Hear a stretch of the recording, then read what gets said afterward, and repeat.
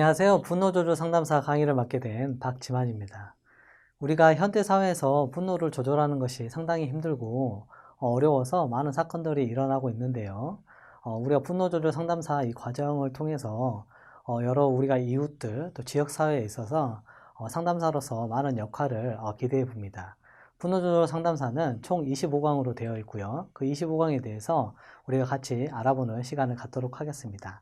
자, 1강은 상담이란 무엇인가가 있는데 1강과 2강을 통해서 우리가 상담에 대해서 알아볼 것이고 3강부터 13강까지는 우리가 상담에 대한 이론을 알아야지 내담자들에게 A라는 내담자는 우리가 인간중심적 상담으로 들어가야겠구나, B라는 내담자는 우리가 실존주의 상담으로 들어가야겠구나 라는 것을 우리가 알 수 있습니다. 그래서 3강부터 13강까지는 상담 이론에 대해서 배울 건데요. 여기서 참 재밌는 것이 9강이에요. 인간중심 이론. 우리가 아주 많이 들었을 거예요. 무조건적인 존중과 무조건적인 수용을 해야 된다. 로저스, 칼 로저스, 인간중심 상담 이론이 아주 재미있을 거라고 생각이 들고요. 요즘은 또 많이 진행하고 있는 것이 12강의 현실치료 이론. 우리가 현실에서 치료하는 것들, 현실 개입적으로 가야 하는 것들이 필요하다라는 말씀을 좀 드리고 싶고, 14강하고 15강은 자, 우리 아동 청소년에 대해서 정신병리 상태가 분노와 얼마나 밀접하게 연관되어 있는지 이것을 알면 우리가 내담자를 쉽게 진단하고 관찰하고 파악하고 개입할 수가 있어요. 그래서 어떤 질병인지 우리가 어떤 정신 상태인지 아는 것이 중요합니다. 그리고 우리가 상담을 이제 분노조절 상담사로서 상담을 하려고 하는데, 그럼 상담은 어떻게 해야 되냐라고 많이 궁금해할 수 있어요. 그거는 아주 쉬워요.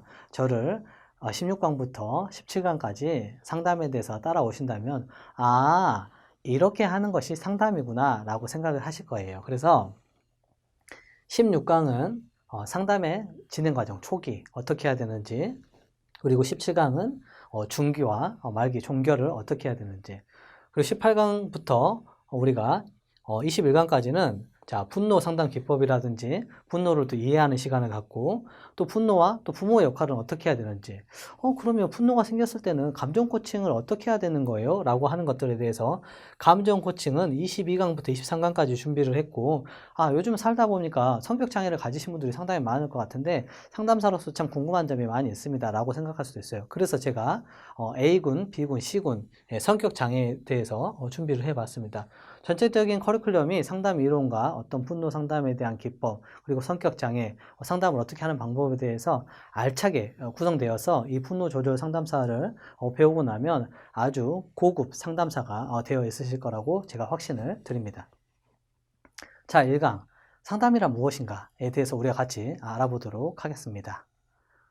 상담은 우리가 주요 구성이 어떻게 되어 있는지, 그리고 상담자의 인간적 자질과 전문적 자질은 어떻게 다른 것인지, 그리고 과연 누가 상담을 받는 것인지, 그리고 상담은 하긴 하려고 하는데 상담은 어떻게 이루어지는지 참 우리가 궁금한 점이 많이 있습니다. 그래서 저를 따라오시면 아주 손쉽게 제가 설명을 해드리도록 하겠습니다.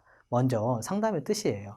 상담하러 간다, 상담하자라고 이제 이야기하는 것들이 우리가 카운슬링 이라고도 하고, 또 조언도 듣고, 또 협의도 하고, 이런 말들이죠. 여러 가지 사전적 의미의 말이 있는데, 상담은 참 우리가 자신이 도움을 받으러 가기도 하지만은 또 내담자가 상담자에게 도움을 주는 경우도 있습니다. 그래서 우리는 같이 어떤 것을 또 조언하고 이야기하기 나누고 또 상담하고, 이런 것을 우리가 상담이라고 이야기합니다. 상담은 크게 세 가지 요소로 이렇게 나눠져 있는데요. 이거는 이제 불변의 법칙이라고 생각하시면 좋을 것 같고요. 우리가 명칭, 우리가 호칭이라고 하죠. 도움을 받는 사람을 내담자. 자, 따라해 볼까요? 도움을 주는 사람을 상담자. 저는 상담자가 되는 거고, 여러분들도 상담자가 되는 거고, 나한테 상담을 받는 분들은 내담자가 되는 거예요. 그래서 도움을 받는 사람과 주는 사람과의 관계를 우리는 상담 관계라고 해요. 이 세 가지 요소는 거의 모든 상담에 공통적으로 존재해요. 여기서 주의해야 할 점이 한 가지 있습니다.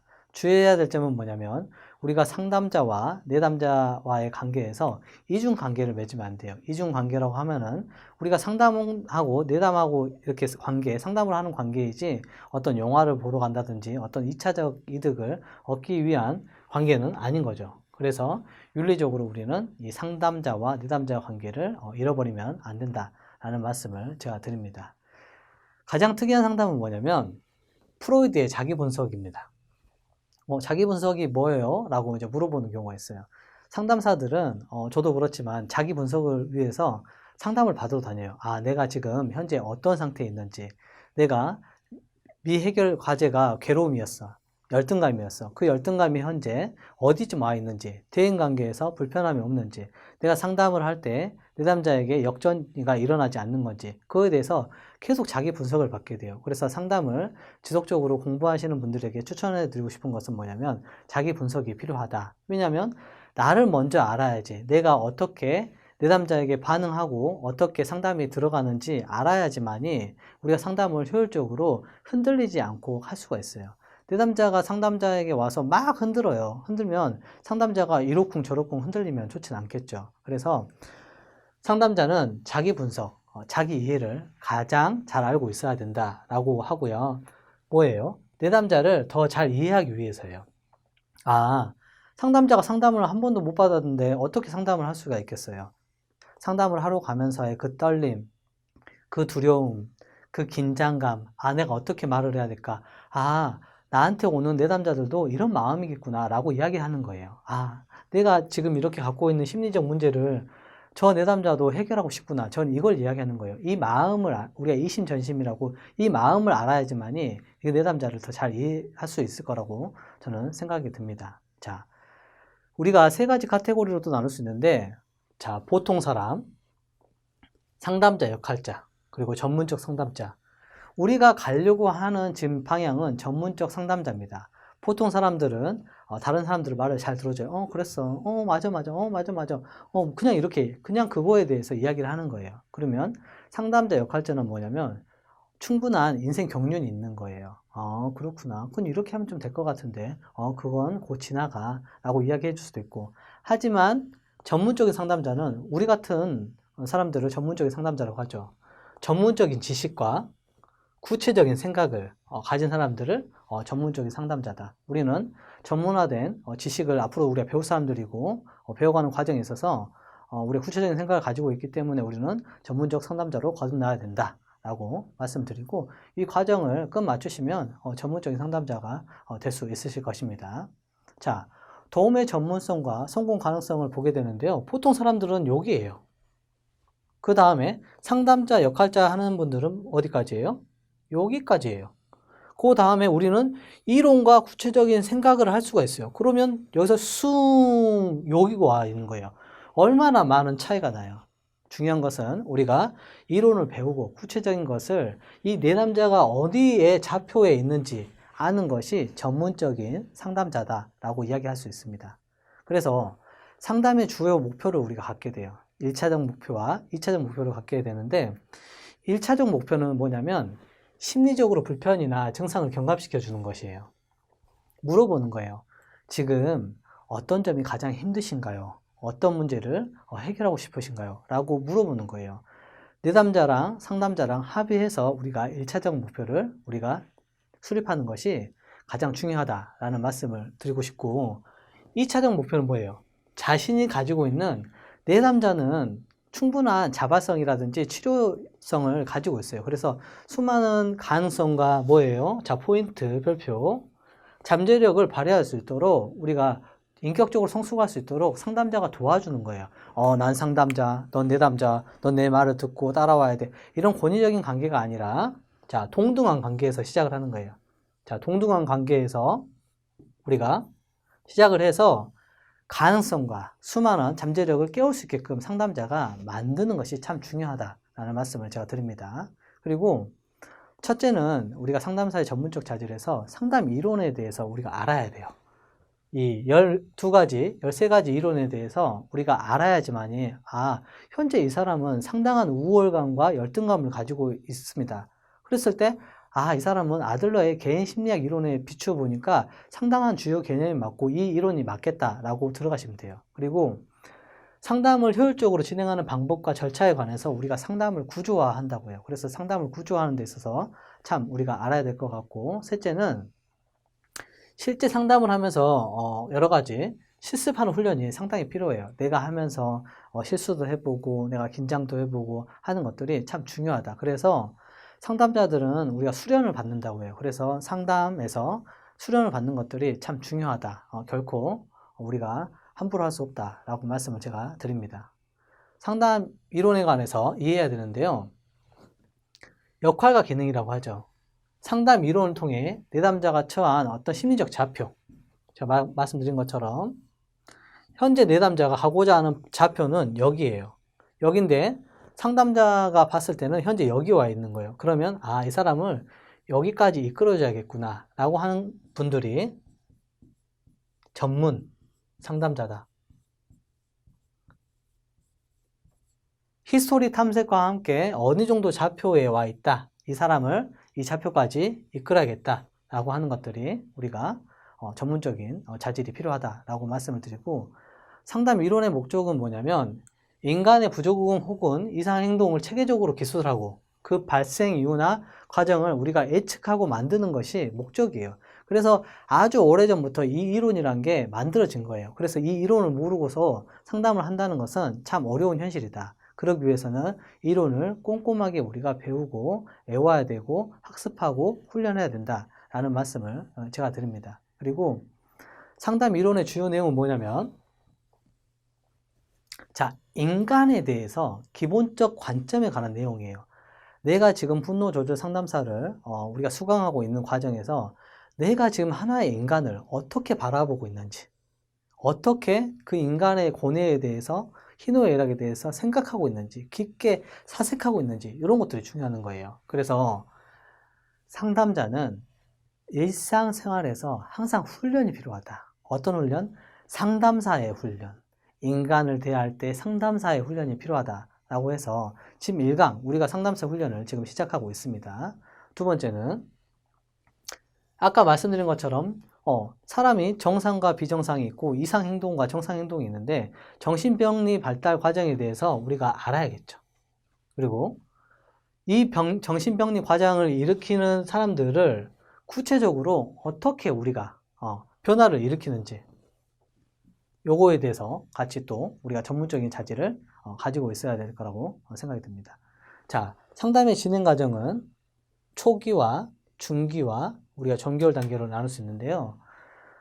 첫 번째 우리는 초기 단계에서 처음 만나게 되면 되게 우리가 갈등 관계이죠. 어려움을 갖고 좀 어색하고 이런 관계인데, 초기 관계에서는 우리가 라포 형성을 하는 게 상당히 중요해요. 그리고 중기 단계에서는 내담자를 변화시키기 위해서 구체적인 시도를 하는 것들이 중요하고, 종결 단계에서는 중기 단계를 통해 해결 과정을 경험하게 되며 자기에 대해 보다 폭넓게 또 이해하고 또 성공 경험을 가져가는 것들이 중요하다.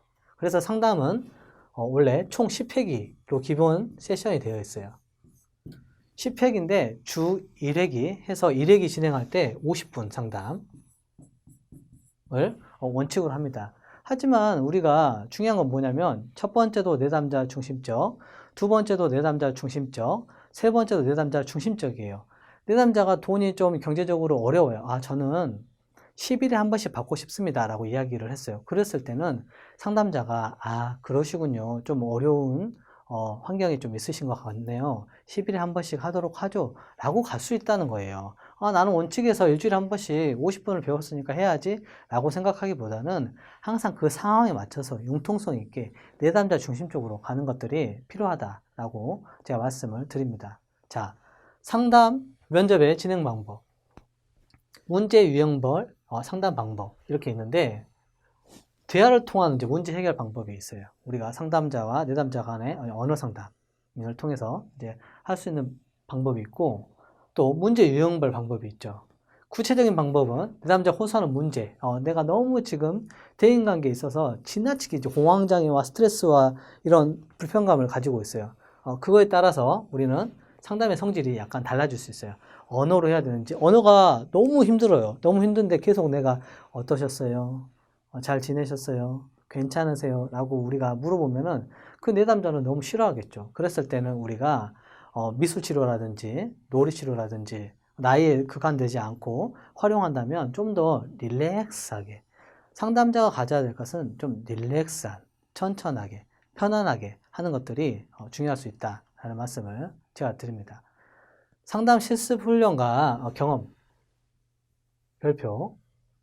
상담자에게 이론도 중요하겠지만 이론 버금가게 실습 경험과 훈련이 상당히 필요할 거라 생각이 들어요. 왜냐하면 인간에 대해서 내가 알아가는 것이 한계가 있고 내 인생 경륜이 나이가 한계가 있는데 나보다 더 경험을 한 선생님들, 쉽게 말해서 슈퍼비전을 줄 수 있는 지도 감독을 받는 것이 중요해요. 아, 이런 A 사례를 지금 현재 진행하고 있는데 A 사례를 어떻게 풀어가야 될지 참 힘듭니다. 라고 했을 때 올해 더 나보다 10년 차를 더 선배인 분들한테 아, 이 사례는 현재 열등감에 관련된 사례이니까 열등감을 다뤄보면 어때? 라고 했을 때는 그 말이 맞아요. 거의 보면은. 왜냐하면 다양하게 10년 동안 뭐 100사례, 200사례 다양한 경험을 하다 보니까 다양한 임상 경험을 통해서 슈퍼비전을 줄 수 있는 거예요. 그래서 상담자는 끊임없이 준비를 해야 되고 슈퍼비전을 받는 것들이 중요하다. 그래서 선생님 분노조절 상담사 과정을 배우는데 슈퍼비전을 어떻게 해야 되나요? 라고 여쭤볼 수 있는데 제가 25강 마지막에 제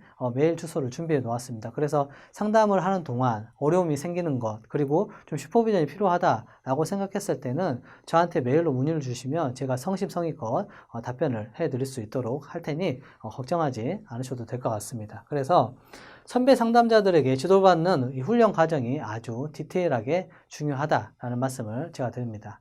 상담자의 전문적 자질도 중요하겠지만 또 하나 필요한 게 뭐예요? 전문적인 이론만 아주 가지고 있는데 인간으로서 아주 냉정해요. 네, 됐습니다. 네, 아닙니다. 네, 그렇게 하시죠. 자, 들어오세요. 이런 멘트, 이런 인간적인 따뜻함이 부족한 사람들은 어떨까요? 네, 인간적인 자질이 참 중요하죠. 자, 문제인가 인간인가? 과연 우리가 인간적인 자질에서 문제를 다뤄야 할 것인지 아니면 인간을 다뤄야 될 것인지, 이 상담사는 치료적 도구로서의 상담자예요. 그 자체가 도구예요. 내가 도구가 돼서 상담을 하는 거예요. 그리고 모델링 하는 효과가 상당히 많아요. 본보기로서 상담자 역할을 하는 경우가 상당히 많아요. 그래서 제가 항상 자꾸 드리는 말씀이지만 상담사는 일상생활에서 항상 윤리적으로 모델링 될 수 있게 살아가는 것들이 참 중요하고 인간에 대해서 깊이 고뇌하고 생각하는 훈련들이 필요하다라고 제가 말씀드립니다. 그리고 자기에 대한 이해가 있어야 돼요. 아, 내가 이런 어려움이 있지. 이런 거 수용하지 못하고 있지. 자기 이해와 수용이 필요할 거고 타인에 대해서 우리가 닫혀져 있는 마음이 아니라 수용할 수 있는 마음, 열린 마음을 항상 가지고 있어야 돼요. 그리고 삶의 진지함. 아, 저 사람은 어떤 것들 때문에 불안이 저렇게 많이 가지고 있을까? 그 불안을 내가 같이 함께 나눠줘야지. 함께 해결해줘야지. 이런 용기도 있어야 돼요. 상담자가. 그냥 뭐 내담자가 알아서 문제를 가져오고 그 내담자가 알아서 풀어가겠지. 내담자가 갖고 있는 힘이 있다고 하니까. 상담자와 내담자를 접촉하는 순간 에너지가 만들어지기 시작합니다. 그 에너지는 우주에서부터 오기 시작하죠. 만들어지기 시작해요. 진지함과 이 상담자가 용기가 또 있어야 돼요. 그래서 접촉이 되면서 하나의 에너지를 우리가 만들어가는 거예요. 그래서 상담자는 진지함과 또 용기를 갖는 것들이 좀 필요하다라고 말씀드려요. 인간은 살면서 누구나 스트레스를 경험해요. 스트레스를 경험하지 않는 사람은 아마 없을 거예요. 그래서 스트레스에서 완전히 해방되는 길은 우리가 죽음뿐일 거예요. 그리고 사람들이 죽음을 선택하지 않죠. 대부분의 사람들은 심리적인 문제를 상담을 통하지 않고 해결하는 경우가 되게 많아요. 그런 힘이 있고. 근데 너무 힘든 경우에는 우리가 전문 상담가의 도움을 받게 되는 것이 상당히 중요해요. 왜냐하면 내가 지금 가야 될 길이 1, 2, 3 이렇게 가고 있다면 상담자의 도움을 받게 되면 1, 2로 갈 수 있게 되는 그런 효과를 나올 수 있습니다. 상담에 이르기까지 과정이 있는데, 자, 스트레스 문제가 발생이 돼요. 그 다음에 뭐예요? 자발적으로 해결하려고 우리가 노력을 하죠. 그렇게 성공이 되면 문제 해결이 되는데, 자발적으로 해결하려고 해도 내가 갖고 있는 머스터적인 비합리적인 신념 때문에 자꾸 안 되는 거야. 난 해도 안 될 거야. 난 안 될 거야. 그래서 우리는 실패하게 돼요. 그러면 어떻게 돼요? 전문가의 도움을 다시 우리는 받아야겠죠. 그렇게 되면 상담이 시작되고 문제가 해결되는 과정을 우리가 느낄 수 있습니다.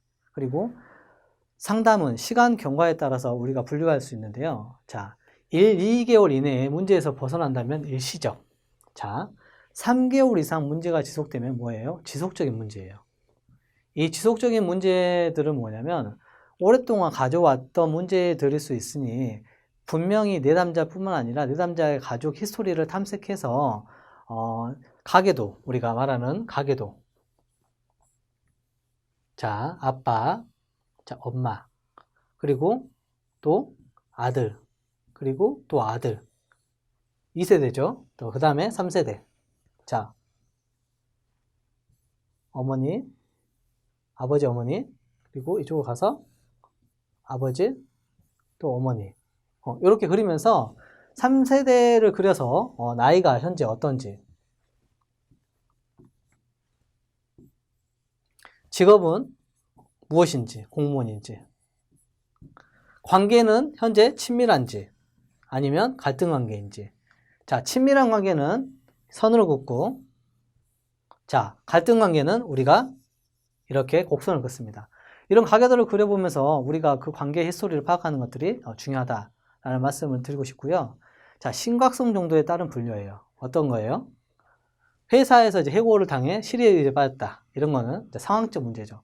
상황적 문제는 어떤 거예요? 그 상황이 조금 더 해결되고 벗어나게 되면 우리는 바꿀 수 있겠죠. 그래서 그 상황적 문제를 우리가 해결하는 데 있어서 왜곡되어 있고, 나는 회사에서 지금 잘렸으니까 나는 이제 내 인생이 망할 거야 라는 것들을 인지적 왜곡을 이제 바로 잡아서 상담자가 도움을 주는 것들이 필요하다라고 말씀을 드릴 수 있습니다. 그리고 심각성 정도에 따른 분류. 전문가들은 크게 세 가지로 나눠요. 자, 첫 번째, 심리적 문제가 없는 정상이에요.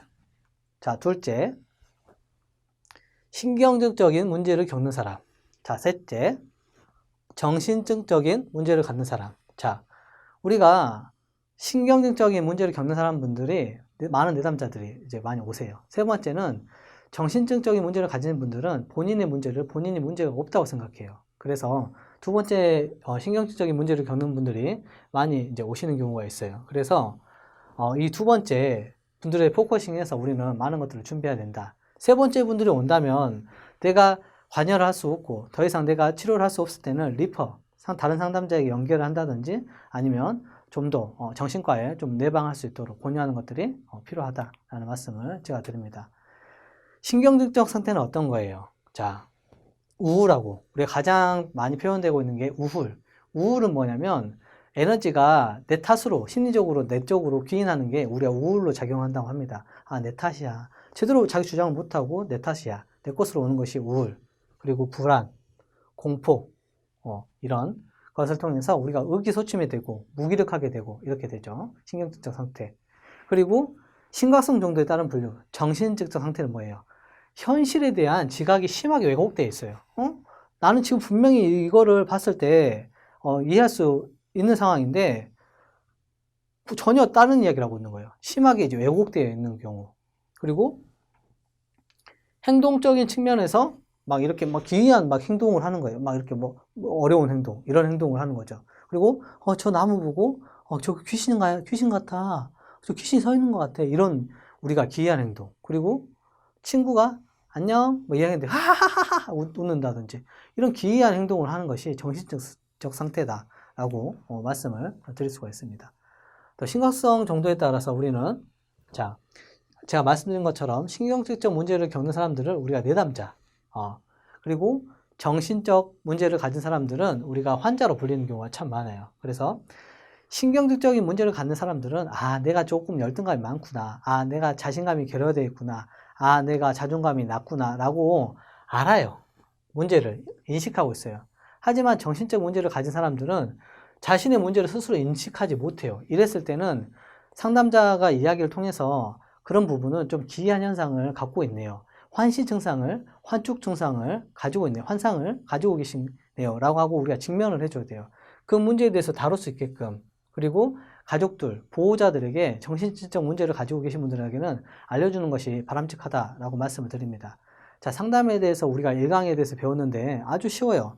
따라오니까 아주 쉽죠. 내담자와 또 상담자의 관계. 아, 상담은 이렇게 하는 거구나. 상담은 어떤 사람들이 받는 거구나. 라는 것을 알았을 거예요. 나머지 2강부터 더욱더 알차고 재밌는 강의가 준비되어 있으니까 여러분들이 저를 따라와 주신다면 분노조절 상담사의 아주 유능한 상담사가 될 수 있을 거라는 제가 확신을 드립니다. 자, 이상으로 1강을 마치도록 하겠습니다. 감사합니다.